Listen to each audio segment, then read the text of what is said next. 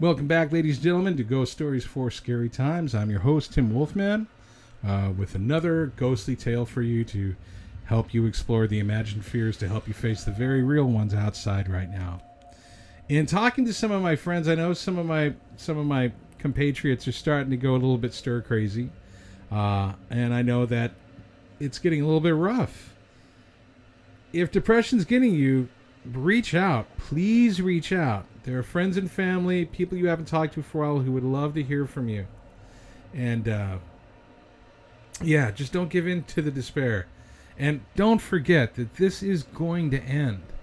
This isn't going to be forever, though. It may seem like it right now, but it won't be forever. So hang in there, folks. This will be a short time. Right now it seems long, but it's not going to be there forever. Tonight's tale goes out to a really good friend of mine whose name is Sean.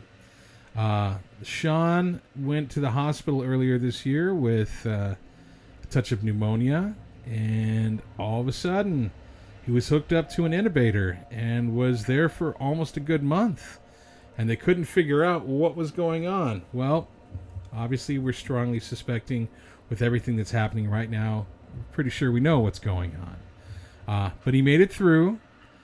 He's in recovery, and he's about to head home soon. I was just reading about that today, so I'm super excited to hear that. Sean's heritage is Irish. And for some reason, I've read this story many, many times throughout my life, and every time I could read priests and other stories and not hear an Irish accent. But for some reason, whenever I read this story, I always hear the priest in my head with an Irish accent. So if I'm going to read a ghost story that reminds me of my brother Sean, this is it. So Sean, this is for you. Hope you enjoy it. This is called Across the Moors by William Friar Harvey. It really was most unfortunate. Peggy had a temperature of nearly 100 and a pain in her side. And Mrs. Workington Bancroft knew that it was appendicitis. But there was no one whom she could send for the doctor. James had gone with John D. Carr to meet her husband, who had at last managed to get away for a week's shooting.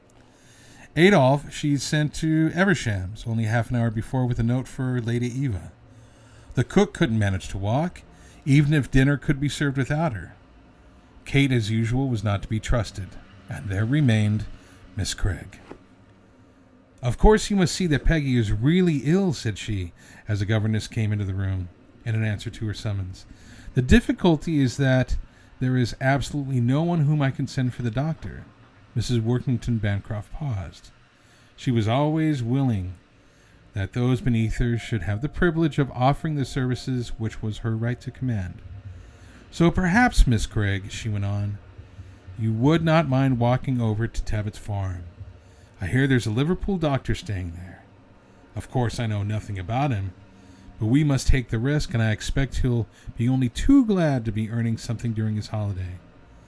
It's nearly 4 miles, I know, and I'd never dream of asking you if it was not that I dread appendicitis so." "Very well," said Miss Craig. "I suppose I must go, but I don't know the way." "Oh, you can't miss it," said Miss Workington Bancroft, and her anxiety temporarily forgiving the obvious unwillingness of her governess's consent. "You follow the road across the moor for 2 miles until you come to Redmond's Cross. You turn to the left there and follow a rough path that leads through a large plantation, and Tebbit's farm lies below you in the valley. And take Pontiff with you," she added, as the girl left the room. "There's absolutely nothing to be afraid of, but I expect you'll feel happier with the dog." "Well, miss," said the cook, when Miss Craig went into the kitchen to get her boots, which had been drying by the fire, "of course she knows best, but I don't think it's right, after all that's happened, for the mistress to send you across the moors on a night like this. It's not as if the doctor could do anything for Miss Margaret, if you do bring him." "Every child is like that once in a while. He'll only say, 'Put her to bed,' and she's there already." "I don't see what there is to be afraid of, cook," said Miss Craig, as she laced her boots, "unless you believe in ghosts." "I'm not sure about that. Anyhow, I don't like sleeping in a bed where the sheets are too short for you to pull them over your head. But don't you be frightened, miss. It's my belief that their bark is worse than their bite. But though Miss Craig amused herself for some minutes by trying to imagine the bark of a ghost, a thing altogether different from the classical ghostly bark, she didn't feel entirely at her ease. She was naturally nervous, and living as she did in the hinterland of the servants' hall, she had heard vague details of true stories that were only myths in the drawing room. The very name of Redmond's Cross sent a shiver through her. It must have been the place where that horrid murder was committed. She'd forgotten the tale, though she remembered the name. Her first disaster came soon enough. Pontiff, who was naturally slow-witted, took more than 5 minutes to find out that it was only the governess he was escorting. But once the discovery had been made, he promptly turned tail, paying not the slightest heed to Mrs. Craig's feeble whistle. And then, to add to her discomfort, the rain came, not in heavy drops, but driving in sheets of thin spray that blotted out what few landmarks there were upon the moor. They were very kind at Tebbett's farm. The doctor had gone back to Liverpool the day before, but Miss Tebbett gave her hot milk and turf cakes and offered her reluctant son to show Miss Craig a shorter path onto the moor that avoided the large wood. He was a monosyllabic youth, but his presence was cheering, and she felt the night doubly black when he left her at the last gate. She trudged on wearily.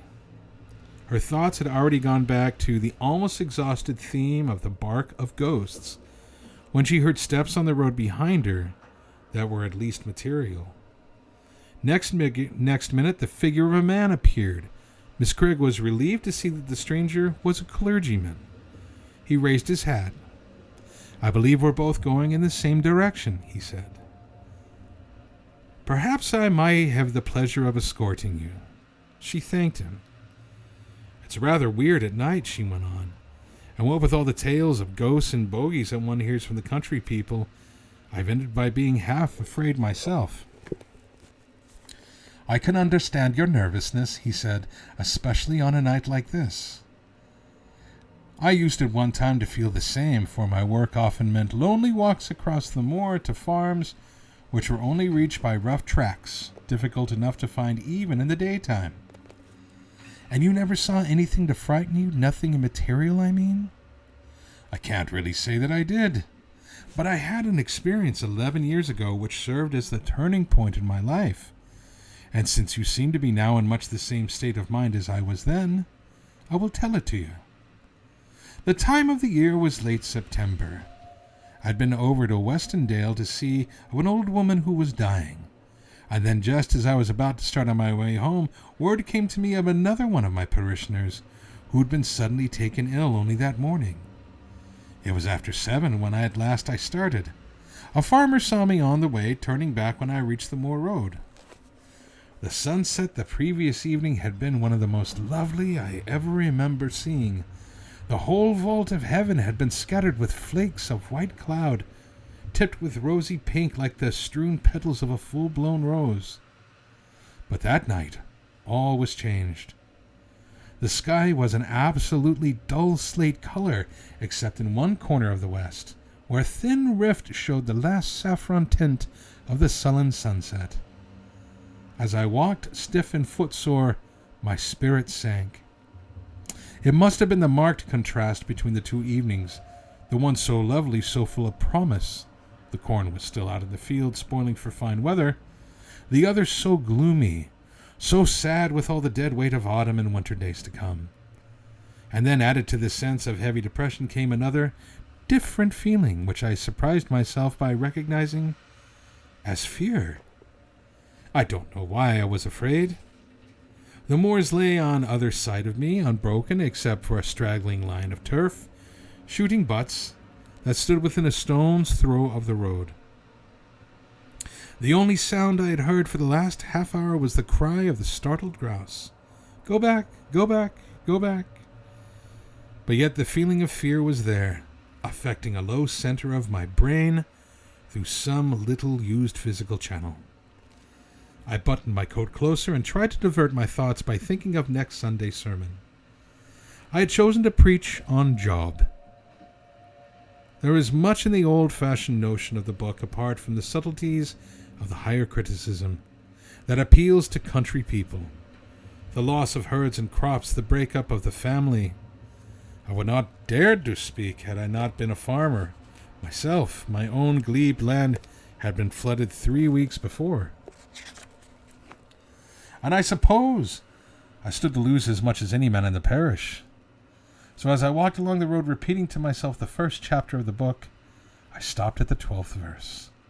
And the Lord said unto thee, Satan, behold, all that he hath is in thy power. The thought of that bad harvest, and that it's an awful thought in these valleys, vanished.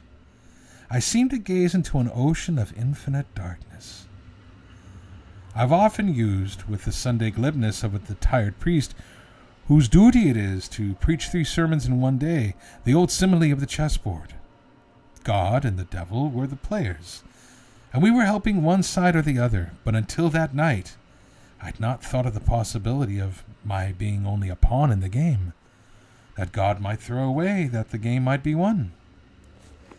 I'd reached the place where we are now, and I remember it by that rough stone water trough, when a man suddenly jumped up from the roadside. He'd been seated on a heap of broken road metal. "Which way you goin', governor?" he said. I knew from the way he spoke that the man was a stranger. There are many at this time of year who come up from the south, trampling northwards with the ripening calm. I told him my destination. "We'll go along together," he replied. And it was too dark to see much of the man's face, but what little I made out was coarse and brutal. And then he began the half-menacing whine I knew so well. He had tramped miles that day. He had no food since breakfast, and that was only a crust. "Give us a copper," he said. "It's only for a night's lodging." He was whistling away with a big clasp knife at an ash stake he had taken from some hedge. The clergyman broke off. "Are those the lights of your house?" he said. "We're nearer than I expected, but I shall have time to finish my story. I think I will, for you can run home in a couple of minutes, and I don't want you to be frightened when you're out on the moors again." So as the man talked, he seemed to have stepped out of the very background of my thoughts, his sordid tale with the sad lies that hid a far sadder truth. He asked me the time. It was 5 minutes to 9. As I replaced my watch, I glanced at his face. His teeth were clenched, and there was something in the gleam of his eyes that told me at once his purpose. Have you ever known how long a second is? For 1/3 of a second I stood there facing him, filled with an overwhelming pity for myself and him, and then without a word of warning he was upon me. I felt nothing. A flash of lightning ran down my spine. I heard the dull crash of the ash stake, and then a very gentle patter like the sound of far-distant stream. For a minute I lay in perfect happiness, watching the lights of the house as they increased in number until the whole heaven shone with twinkling lamps. I could not have had a more painless death. Miss Craig looked up. The man was gone. She was alone on the moor.